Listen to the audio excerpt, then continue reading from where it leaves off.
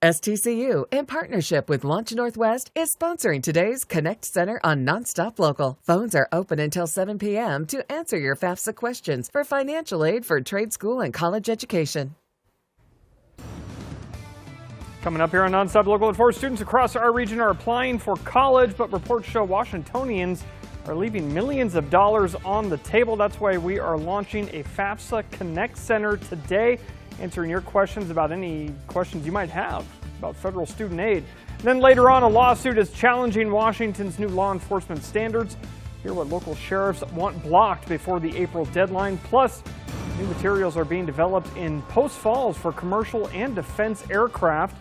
How an aerospace partnership is set to boost the local economy.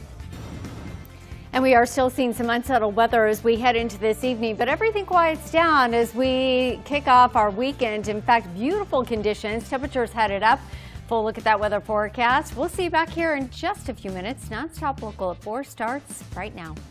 Corey Howard and Leslie Lowe, bringing you the content that connects our community. You're watching NonStop Local News at 4. And we begin 4 o'clock with a look at our Connect Center in the middle of our newsroom. They're urging you to call with any questions you have regarding FAFSA.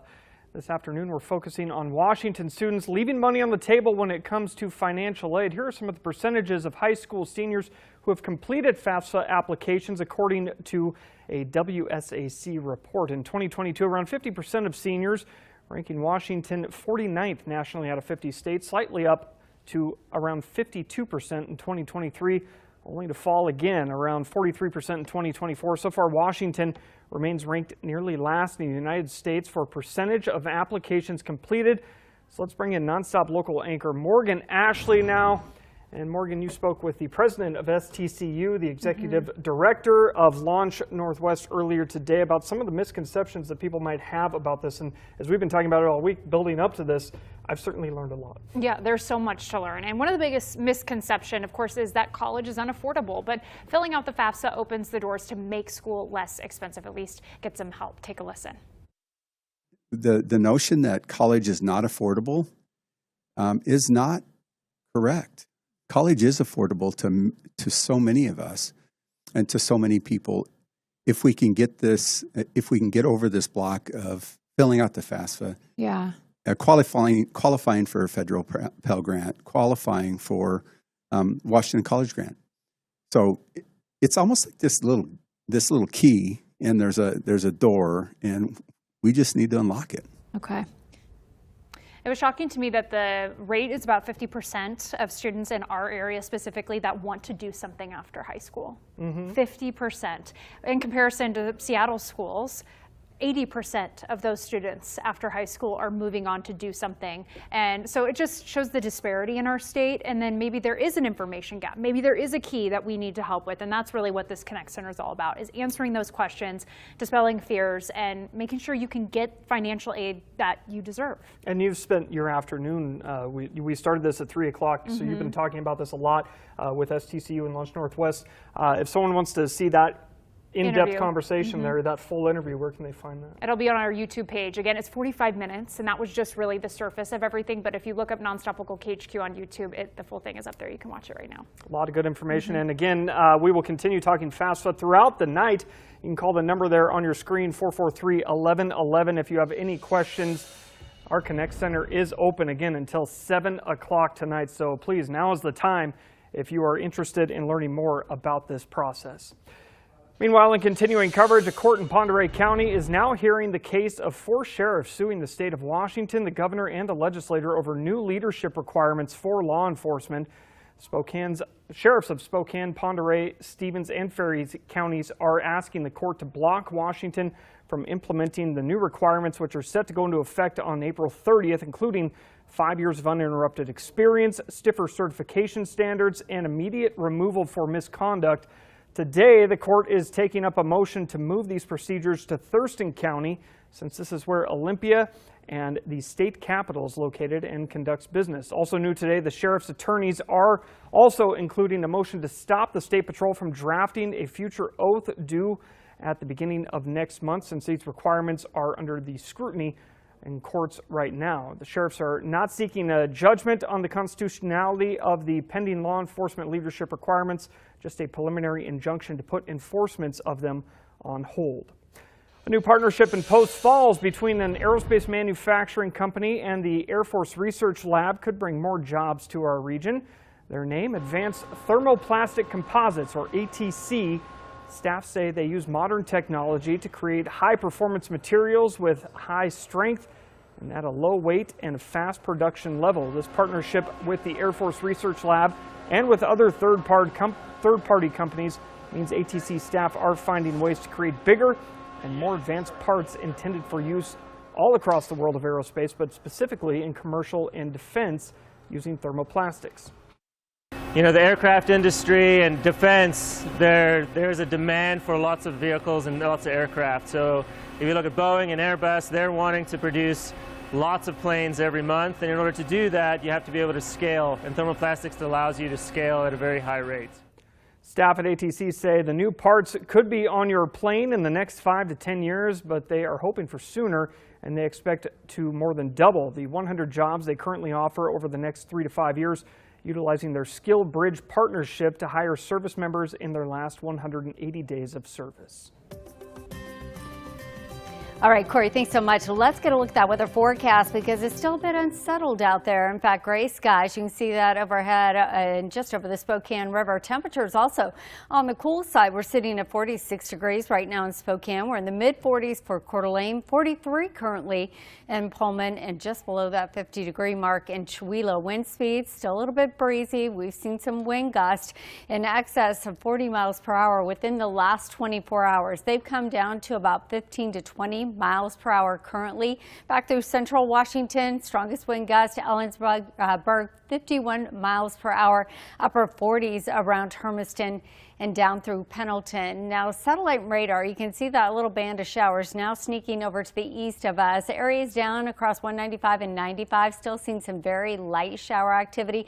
Bonners Ferry down through Sandpoint into the Rathdrum Prairie, seeing a bit of light activity there, but the heaviest band is now over towards parts of western Montana, so we'll continue to watch that as we head overnight tonight, just kind of sheer out. It's going to be cold, though. Once again, we've got those freeze warnings in place down through the LC Valley, kind of sneaking up, skirting the Palouse over towards the basin into the Yakima Valley, Kettitas County, and the Cascade Valleys is where we're going to look for some of the chilliest temperatures as we head overnight tonight. You can see upper 20s, low 30s. That means cover up those sensitive plants and the sensitive vegetation that is out there. These are chilly, below average temperatures that we're seeing tonight. I've got some good news, though, in the 7-day forecast as we head into the weekend. Temperatures are on the rise, and I can say 70s in the 7-day, Corey.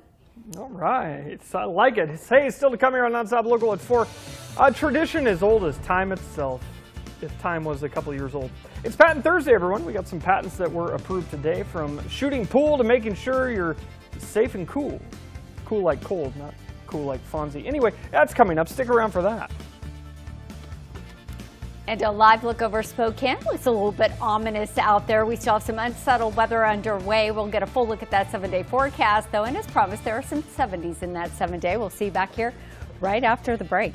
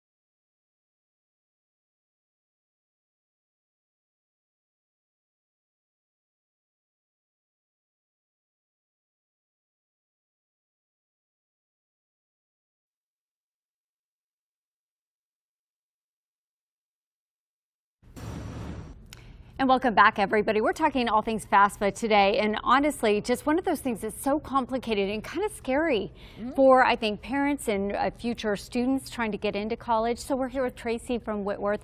And what are some of the things that financial aid pays for other than just tuition? Yeah, so some people think that financial aid is just for tuition and fees, but in reality, financial aid can cover tuition fees, room and meals, and it can cover indirect costs like personal expenses and transportation. So when a university or a trade school calculates eligibility for a student, we're required to put together a cost of attendance, and it includes all those expenses. So we recognize, as does the Federal Department of Education, that there's expenses related to education that are beyond tuition. I think that is, I mean, people worry so much about all of the extra expenses that go along with it. And it always seems so unattainable and overwhelming as far as paperwork goes. And I think once people can get past that paperwork, and that's what you guys are here for. We're hearing that the new FAFSA, under the FAFSA Simplification Act, has gone really well for families. It's very smooth and quick. And so we're really encouraging families to file it, students to file it, to see what types of resources they would have post-high school, so they can make decisions for their future. I just think that's so great. You guys, thank you all so much for being here. Tracy, thank you so much for that. Give them a call. It's 443-1111. They're going to be here until 7 o'clock tonight. So if you've been thinking about going back to school, you've got a child in the house that is looking to go to school, these are the people you want to talk to. They'll help walk you through that process, and it's much simpler than you might think. All right, guys, thanks so much. Let's get a look at that weather forecast, because it is certainly spring in the inland Northwest. Why do we know that? Because we've got a little bit of everything. Something for everybody is what I like to say. In fact, live look over Yakima, the Tri-Cities, as well as Spokane. And we've got those cloudier skies for the Tri-Cities and for Spokane. Temperatures below our averages. We're sitting at 46 degrees right now in Spokane. Upper 50s. We're a little bit warmer over towards the Yakima Valley into the basin. 58 degrees right now in the Tri-Cities. Wind speeds, like I said, they've been pretty blustery. Our strongest wind gust in the last 24 hours, 43 miles per hour. We're down now to about 23 mile per hour wind gust. 33 mile per hour gust in Pullman, 29 mile per hour gust in Lewiston. We're still seeing some pretty strong wind gusts back towards central Washington. Currently in Ellensburg, we're sitting at 51 miles per hour.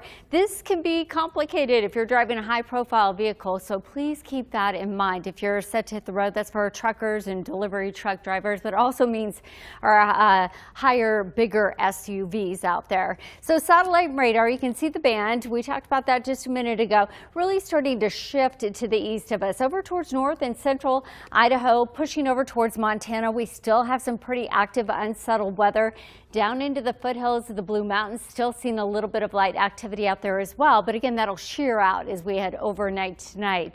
Freeze warning back in place again tonight. It now includes areas into the LC Valley, extending just south of the Palouse, pushing over towards the Basin, Yakima Valley, Ketchikan County, and up into the Cascade Valleys. That's because our overnight lows are set to dip back down into the upper 20s and 30s tonight. So cover up that sensitive vegetation. If you've got any sensitive plants that are out there, make sure you're covering those up as well. So it tops off the lowdown for tomorrow. Sunshine on tap and temperatures starting to head up. Ridge of high pressure building in, and that means we've got drier, warmer weather on the way for the weekend. So big picture scenario, you can see this cold front, again, the one that brought us the active unsettled weather, starting to shift now to the east of us, pushing into the Midwestern states. And with that, we are looking for some severe weather set to fire up. So that cold front moves through. You can see this little line right here. Watch this for Oklahoma, pushing through Kansas, Missouri, over into Illinois. And as it shifts up towards the Great Lakes again, it is going to get pretty dicey out there. And this is the severe weather threat for tomorrow. It's a Friday. A lot of you set to hit the road, or you're set to travel tomorrow. That's where you're going to run into those problem spots. So we get that cold air that kind of pushes up and underneath, that warm, moist air coming in off of the Gulf. And you can see temperatures from the 30s and 40s pushing up underneath temperatures that are in the mid to upper 80s and 90s. So we got that cold pocket over the Pacific Northwest. Temperatures, it's still on the cooler side, but you can see we're starting to head up from the 40s today into the 50s tomorrow, 53 in Spokane, 52 in Coeur d'Alene. We've got upper 50s tomorrow for Lewiston and Orofino, and then back into central Washington. We've actually got some 60s. So Moses Lake at 60, 62 degrees as well in the Tri-Cities. 7-day forecast. There we go. We're headed into the 70s as we hit Sunday, mid 70s. By Monday, it's going to be a beautiful weekend ahead. We'll take a break. We'll see you back here after this.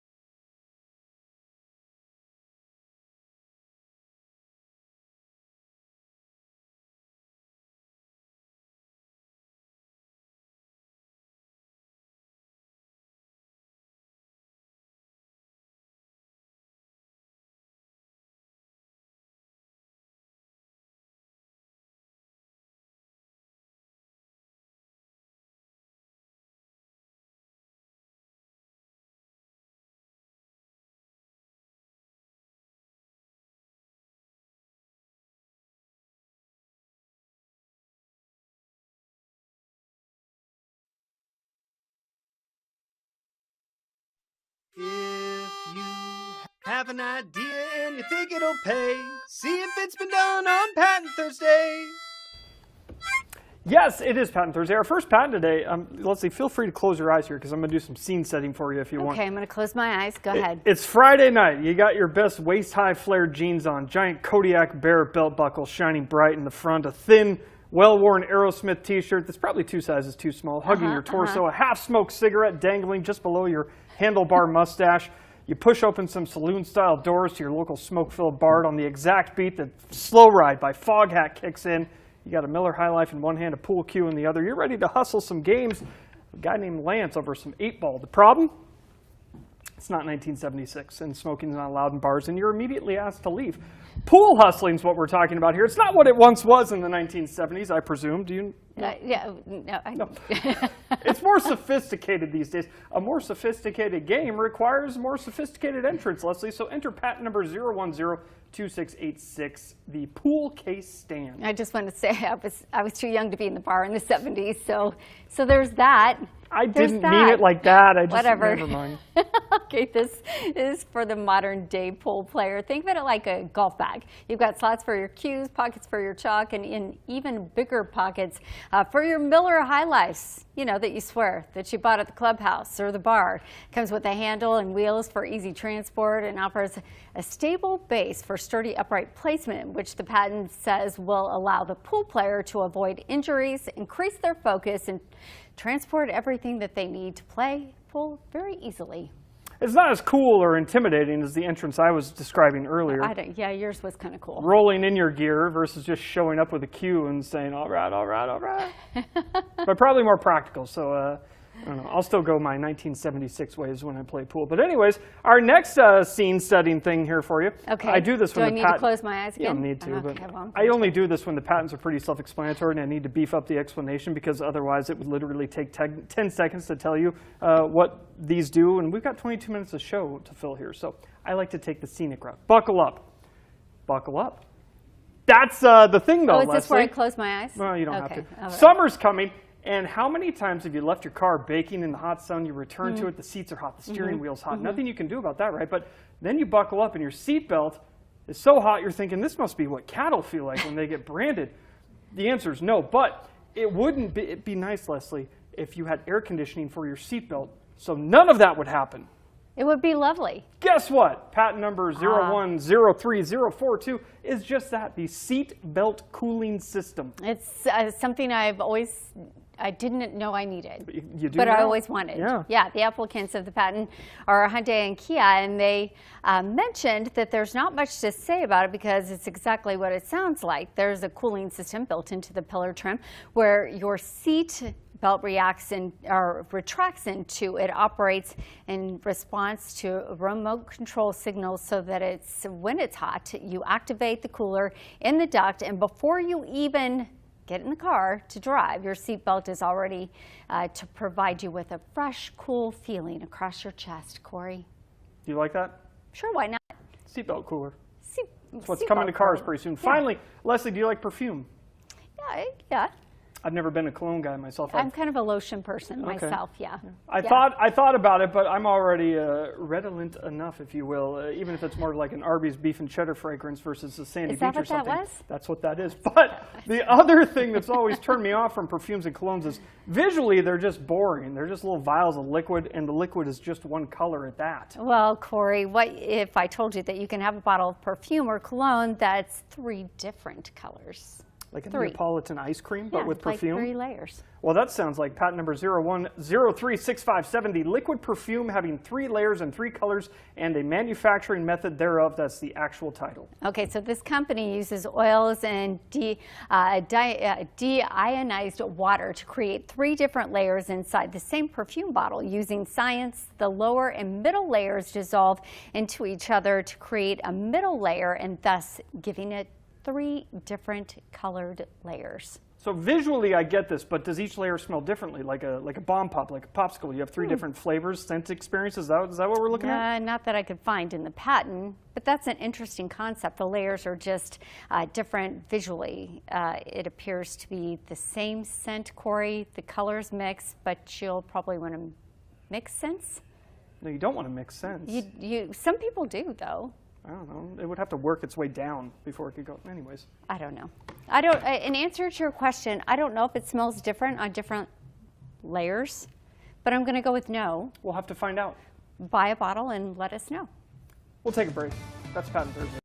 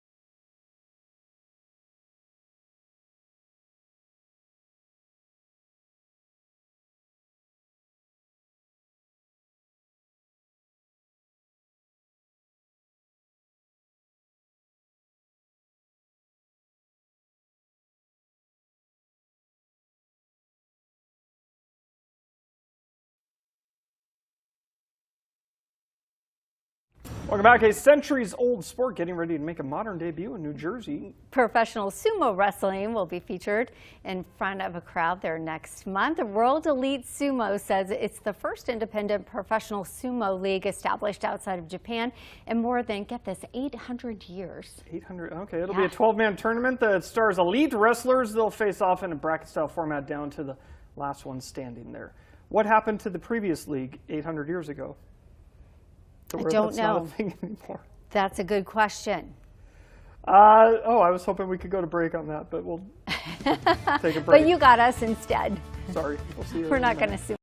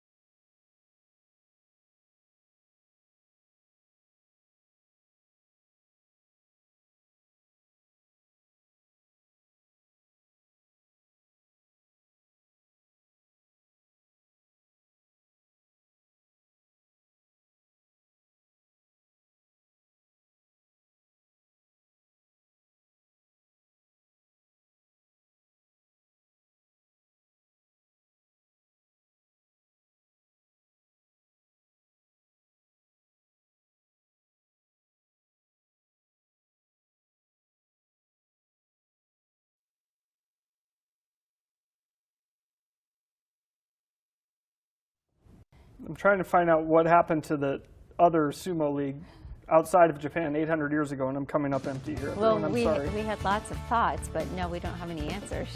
And Tri-Cities Yakima, thank you so much for watching. We'll see you tomorrow in Spokane. We'll see you in a couple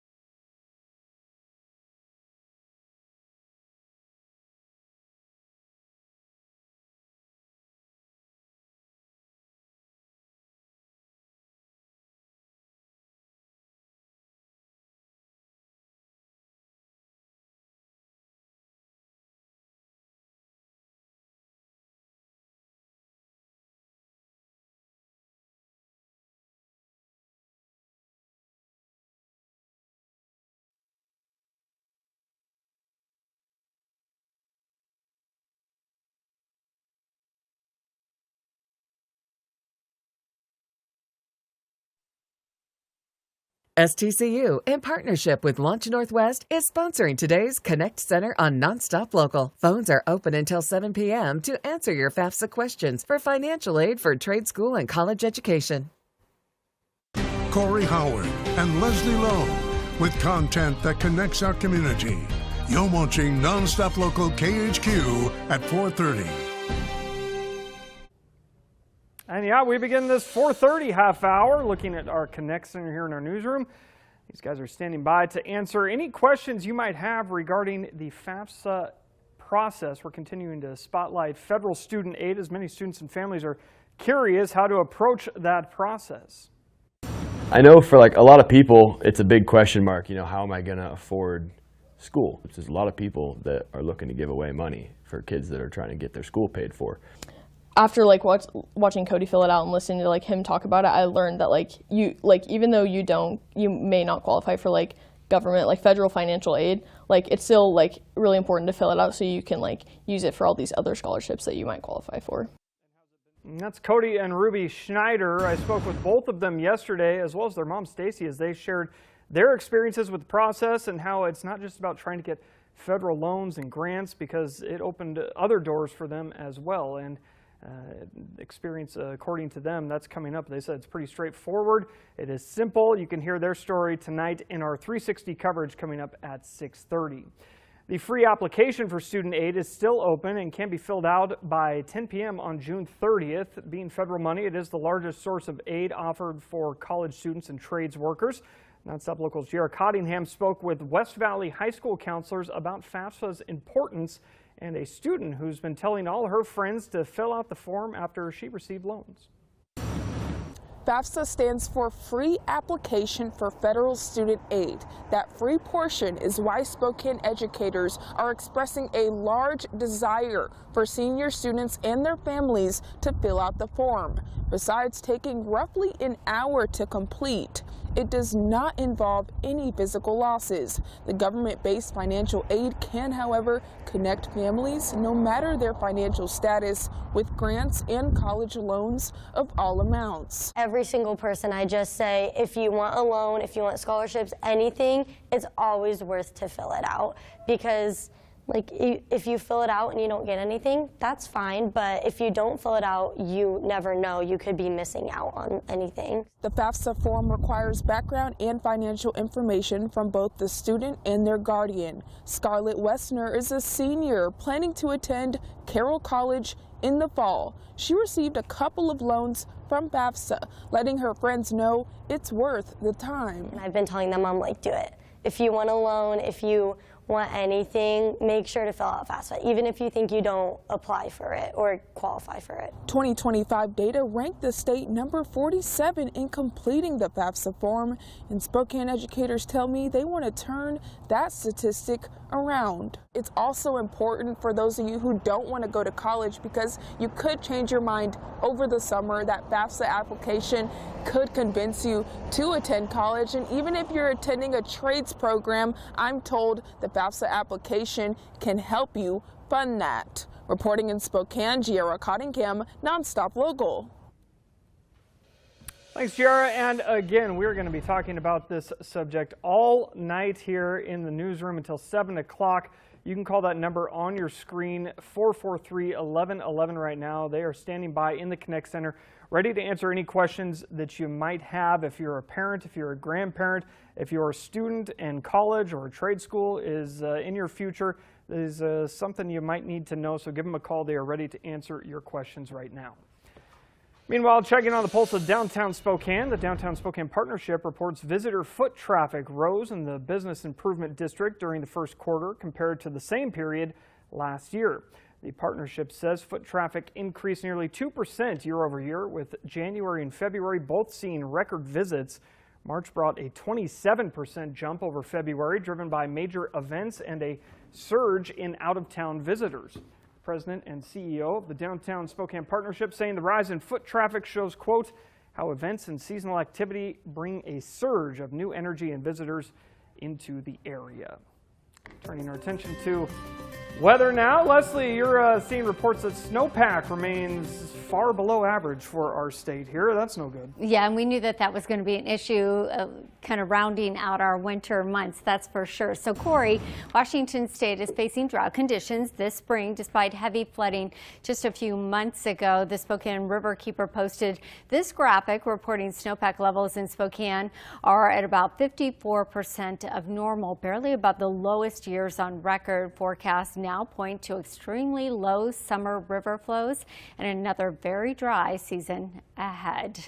Good thing we have seen some rain showers over the last couple of days. Let's get a look at our weather forecast. Now tonight we'll continue to look for some on and off showers as we get you into this evening. 46 degrees in Spokane. We've got mid 40s for Coeur d'Alene, 43 in Pullman, and 49 degrees currently in Chihuahua. Wind speeds, they've been a little bit breezy, still on and off throughout the afternoon. We're seeing sustained winds here in Spokane at about 13 miles per hour. A little band of showers starting to shear out, push to the east of us. Again, a little bit of light activity pushing over towards areas into the Silver Valley, into Montana. We're seeing some snowfall there, and then into north central Idaho, still seeing some unsettled weather. And as we head overnight tonight, things do clear out. It is going to be a cold one, though. Freeze warnings in place once again as we head into tomorrow morning for all areas that are shaded in purple. It does include the LC Valley, parts of the Palouse, over towards the Basin and into the Yakima Valley, Ketchikan County, and the Cascade Valleys. Overnight lows tonight dipping down into the mid to upper 20s and low 30s for most. It'll be slightly warmer for the Tri-Cities tonight at 36 degrees. It has been chilly. It has been unsettled for the last couple of days, but there are good things on the way, my friend, as we head into the week, and we'll talk more about that coming up in just a few minutes. All right, good time to maybe get out and train for Bloomsday because, well, it's coming up. We're continuing to count down Bloomsday, and we're excited to once again bring you the race live on SWX. 16 days, 15 hours, 52 minutes and 58 seconds, everyone, until the race starts there. But one of our favorite participants may not be able to take the lap with you this year. We're just over 2 weeks to Bloomsday, and our own Tim Adams has had a long history with the race. In fact, the only race that Tim missed was the very first one. It was a conversation ahead of the second race with Don Cardon that started Tim on his Bloomsday journey. I was so infected. I would do anything to run every Bloomsday after that. And in fact, when I got a job in Salt Lake, I got off that weekend to come up here and run Bloomsday from Salt Lake. Then when I got a job in Boise, I also came back up for Bloomsday, and that's the way it was. In fact, I joined the Bloomsday Roadrunners Club and became captain of our corporate team at work. Now, unfortunately, a recent health issue might have him on the sidelines this year, so now we're calling all Tim Adams fans. So we put together a Team Tim. If you'd like to get a free t-shirt to wear during the race, scan that QR code or go to nonstoplocal.com/teamtim to read the rules here. Then enter your name and shirt size, and note that quantities are limited. Entries close Monday evening. Recipients will be randomly selected, and will email you when you can pick up your shirt here at NonStop Local KHQ. We really want you to join us in celebrating Team Tim. Recipients will be randomly selected, and again, we'll email you when you can pick that up. Still to come here on NonStop Local at 4. Don't call it a comeback, or call it one. I don't know. It depends on if you've ever used carpooling before, but apparently more and more people are looking to do just that. We'll talk about carpooling, and we're also about a quarter of the way through the year. What? How's your 2026 shaping up thus far? We're talking accountability with your accountability buddies, me and Leslie. Plus an update on my absence from coffee, which I know there are threes of you looking for an update on that. But that will bring us to our question of the day. This one from viewer Brett. New Year's resolutions. How are you doing with them a quarter of the way through the year, and pretty much how you were doing with them when we asked you back in January? Never made one. But hey, if you want to vote in this, go to khq.com/vote, scan the QR code, or tell me about your resolutions or lack thereof on my Facebook or TikTok pages. We'll take a quick 2-minute break. Leslie's back. Your full weather forecast right after this.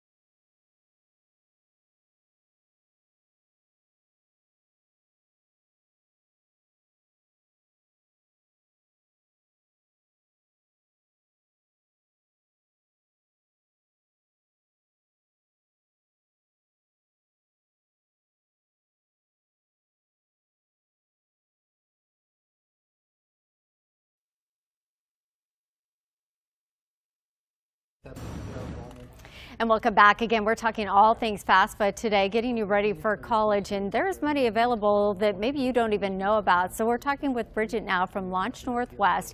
And Bridget, thank you first of all for being here. Second of all, what is this June 30th deadline that we keep hearing about, and what do we need to clear up with that?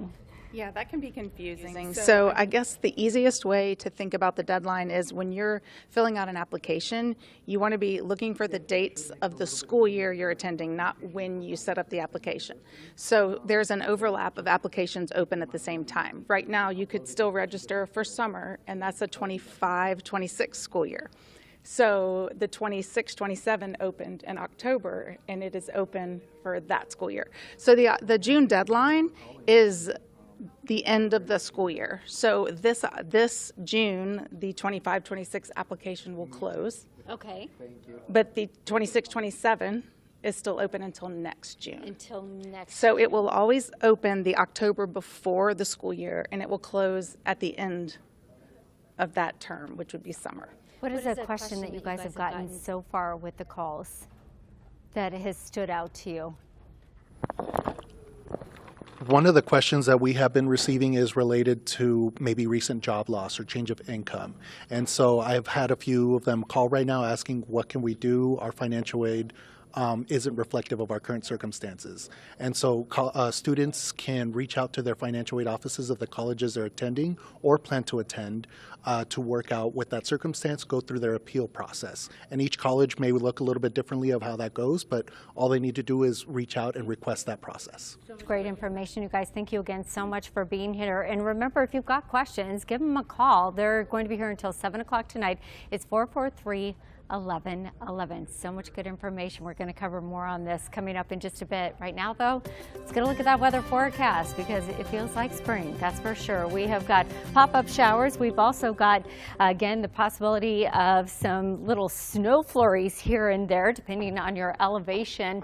And it's still a bit breezy out there. Yakima Valley, 57. We've got 58 degrees in the Tri-Cities, currently sitting at 46 degrees in Spokane. And you can see the cloud coverage is just a little bit thicker here in Spokane. 23-mile-per-hour wind gust is what we're looking at right now. In Spokane, about 10 miles per hour higher into the Palouse. Over towards central Washington, this is where we're continuing to see the strongest winds, 51 miles per hour in Ellensburg and about 31 miles per hour for the Yakima Valley. Showers, again, still very spotty in nature. We've got a little band here in the northeast mountains pushing over towards the panhandle of Idaho, over towards western Montana. This is where we're seeing the busiest weather currently and still seeing a little bit of light snowfall for areas like Lookout Pass. Now, once everything shears out and clears out as we head overnight tonight, we still got some frosty conditions. So freeze warnings are in place. They'll be in place from 2 a.m. Tomorrow morning until 8 a.m. on, I should say, Friday morning. So here's a look at the areas that it covers. All areas shaded in purple under that freeze warning. Overnight lows tonight dipping down into the mid-upper 20s and low 30s. Pretty well across the board, just slightly warmer for our friends in the Tri-Cities at 36 degrees. For tomorrow, though, we clear out, sunshine on top, and temperatures are headed up. We're out of the 40s, headed back into the 50s, and then even drier, warmer weather on the way as we head into the weekend. Good weekend to get outside and enjoy. So that cold front continues to shift to the east of us. You can see snow dropping across the Rockies. Now we've got that colder air. It's going to push up underneath that warm air coming in off the Gulf. We've got a Bermuda high off the Atlantic coastline, and it is going to create a line of severe weather. You can see it here from Oklahoma all the way up in through Kansas, Missouri, and then into the Great Lakes, and that will create some issues as far as air traffic control goes. We've got likely going to see some delays and cancellations. So if you're traveling tomorrow, please keep that in mind. You can see the heat there. We've got temperatures down in the southeast corner anywhere from the mid to upper 80s and 90s, and then here comes that cold push of air where we're seeing temperatures Casper, Wyoming, 35, 40-degree temperatures in Denver, Colorado, and then I'll zoom in inland northwest is seeing those temperatures a little bit warmer tomorrow. We're at 53 degrees in Spokane, low 50s over towards Coeur d'Alene, central Washington, looking at mid to upper 50s and low 60s throughout our Friday. It gets better from there, though. We head up into the mid 70s by Monday, and we'll hold in the 70s into Tuesday before that next cold front pushes in, dropping our temperatures and bringing us our next round of showers.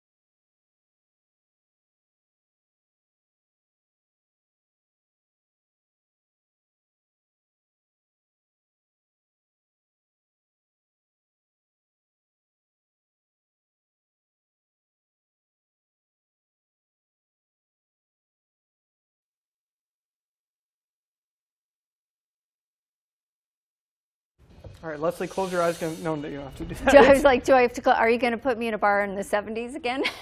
We could. Time didn't exist for me this morning. Anyways, it's April 16th. We're 105 days into the new year. Happy New Year, everybody. Yes. I bring this up for two reasons. One, resolutions, which we'll get to in a second. But two, sort of an impromptu resolution I made a couple months ago. I think it feels like it's been a couple months. That's coffee. Remember coffee? I'm so impressed with you. Well, here, in case you missed it, for the past 20 years or so, I would drink just copious amounts of coffee all day, every day at work. I'd run up to stairs, multiple breaks to the refill spot up there. Years of pouring hot acidic liquid into my hot acidic stomach, though, well, I developed a pretty nasty case of chronic heartburn. So after taking some over-the-counter stuff, I said, I'm done. I stopped taking those. I stopped drinking coffee just to see if it would have an effect, and it did. It did. Occasionally, you eat pizza or something, it comes back. But Leslie, it stopped. Do you feel like a whole new man? I feel great. But this week I also said, I like coffee. I want to drink coffee. I've given my stomach a couple months to recover. Let's see what happens. So every day this week I've stopped. I've got myself one 16-ounce cup of coffee. I drank it, and then I called it good. One and done. No more. No more drinking it all day. Okay. Thank you. I'm yes, disciplined, self-control. Right? Yes. We're still running great. No heartburn, right? No pills.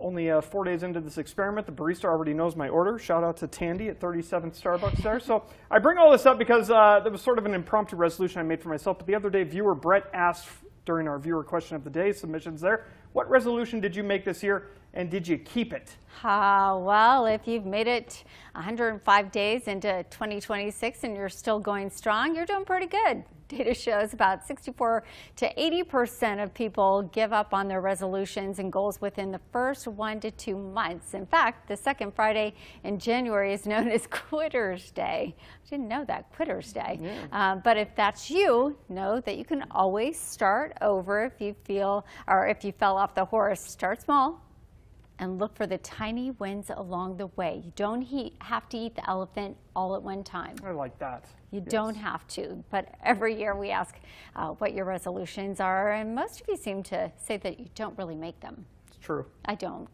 We don't. But for those who did, and to satisfy ours and Brett's curiosity, were your accountability buddies. Our question of the day here, New Year's resolutions, how are you doing with them? A quarter of the way through the year, we're checking in, and 4% of you said great. So that's good. That's not 0%. 4% said I gave up, which is also good. But then the majority is just saying, it's a 50-50. I didn't even make one. So, yeah, there you go. Our viewer comments here. Julie said, I don't remember making one, but if I did, it's long broken.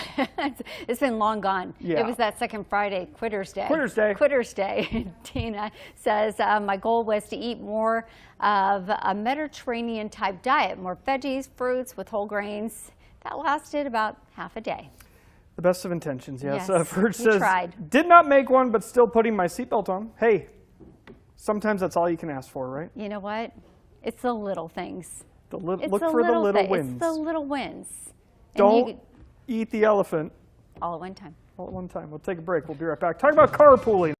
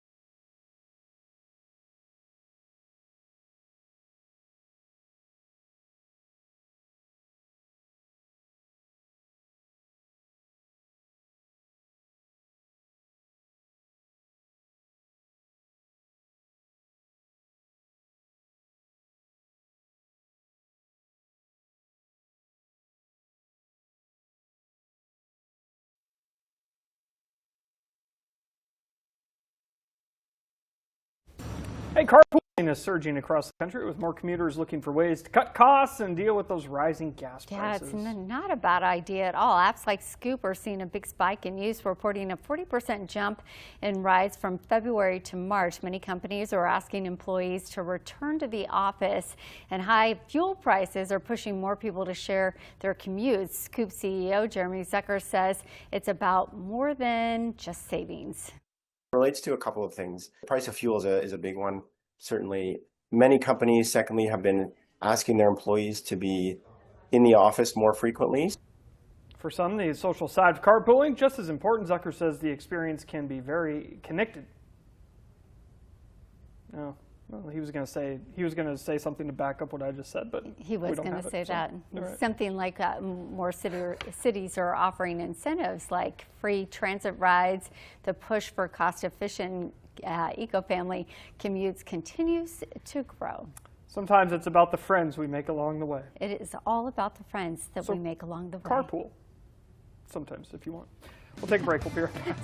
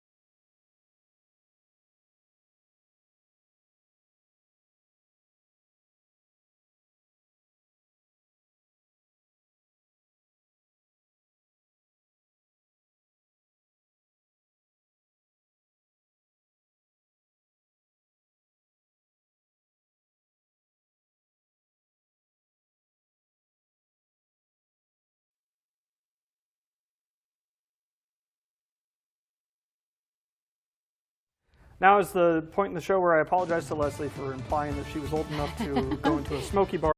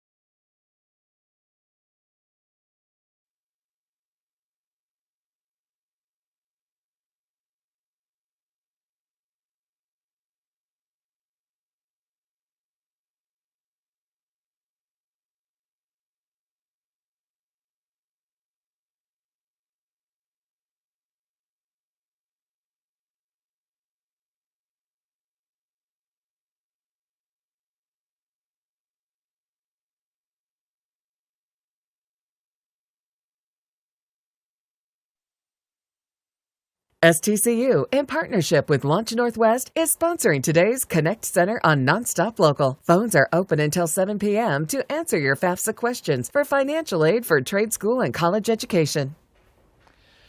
Straight ahead here tonight on NonStop Local KHQ at 5, multiple sheriffs challenging Washington's new law enforcement guidelines in a lawsuit today. NonStop Local KHQ's Heidi Miley with some brand new information from what happened in that hearing today. Speeding in work zones could land you a guaranteed ticket. New information from Washington State Department of Transportation on work zone speed cameras that will be rolling out across the state. And it is still a bit unsettled out there as we get you into the overnight hours tonight. It's also going to be downright cold with some freeze warnings that are in place. But boy, are things looking up for the weekend. I've got a full look at that weather forecast coming up. NonStop Local at 5 starts right now. Sean Osley and Leslie Lowe with content connecting our community. You're watching NonStop Local KHQ at 5. Good evening and welcome to NonStop Local KHQ.